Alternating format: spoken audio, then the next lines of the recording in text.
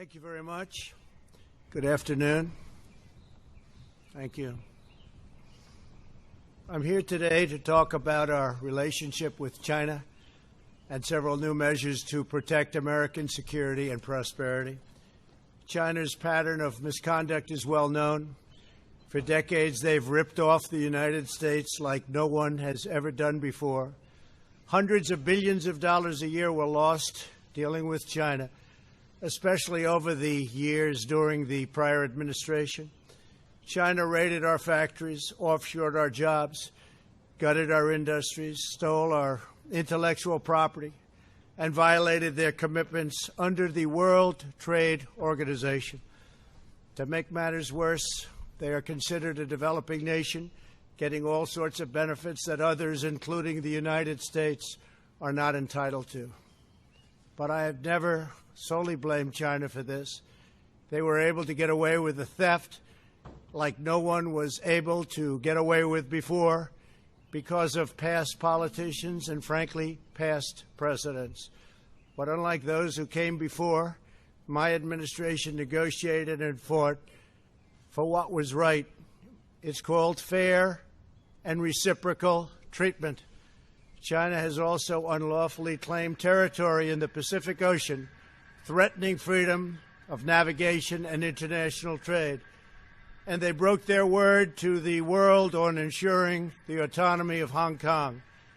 The United States wants an open and constructive relationship with China, but achieving that relationship requires us to vigorously defend our national interests.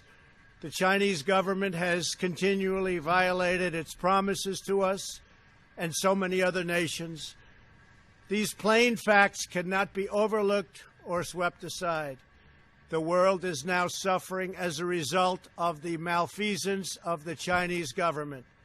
China's cover-up of the Wuhan virus allowed the disease to spread all over the world, instigating a global pandemic that has cost more than 100,000 American lives and over 1 million lives worldwide. Chinese officials ignored their reporting obligations to the World Health Organization and pressured the World Health Organization to mislead the world when the virus was first discovered by Chinese authorities. Countless lives have been taken and profound economic hardship has been inflicted all around the globe. They strongly recommended against me doing the early ban from China, but I did it anyway and was proven to be 100% correct. China has total control over the World Health Organization, despite only paying $40 million per year compared to what the United States has been paying, which is approximately $450 million a year. We have detailed the reforms that it must make and engage with them directly, but they have refused to act. Because they have failed to make the requested and greatly needed reforms, we will be today terminating our relationship with the World Health Organization and redirecting those funds to other worldwide and deserving urgent global public health needs. The world needs answers from China on the virus. We must have transparency. Why is it that China shut off infected people from Wuhan to all other parts of China? It went nowhere else. It didn't go to Beijing. It went nowhere else. But they allowed them to freely travel throughout the world, including Europe and the United States. The death and destruction caused by this is incalculable.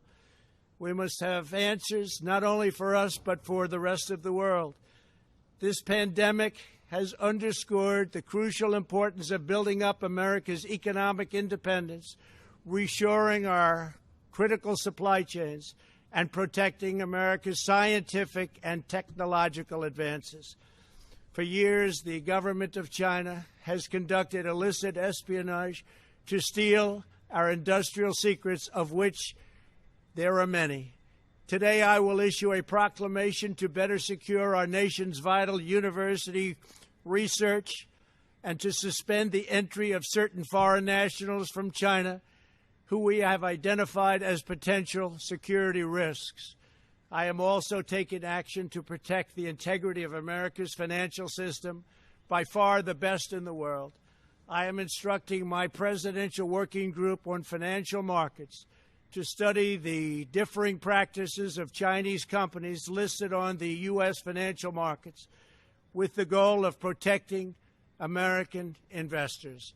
Investment firms should not be subjecting their clients to the hidden and undue risks associated with financing Chinese companies that do not play by the same rules.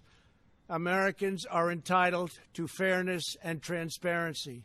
Several of the most significant actions we're taking pertain to deeply troubling situations unfolding in Hong Kong. This week, China unilaterally imposed control over Hong Kong's security.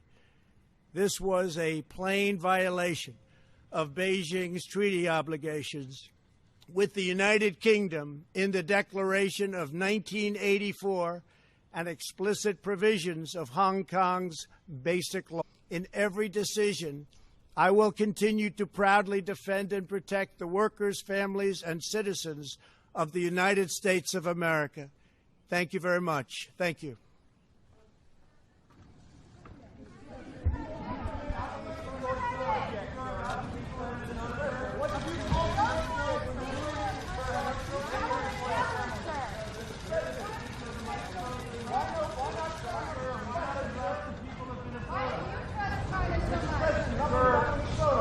Why not address Minnesota, sir? Bill does the news conference. It's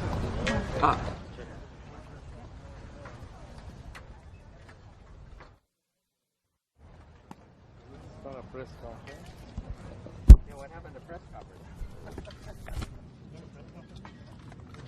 E o presidente Donald Trump encerrou a relação dos Estados Unidos com a Organização Mundial da Saúde. Donald Trump anunciou o rompimento oficial com a OMS. Os recursos serão enviados para outras fundações.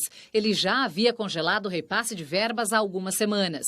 Os Estados Unidos eram responsáveis por 400 milhões de dólares anuais para o orçamento da entidade. Além de criticar a OMS pela forma com que lidou com a pandemia, Trump acusou a China de estar à frente das decisões da instituição.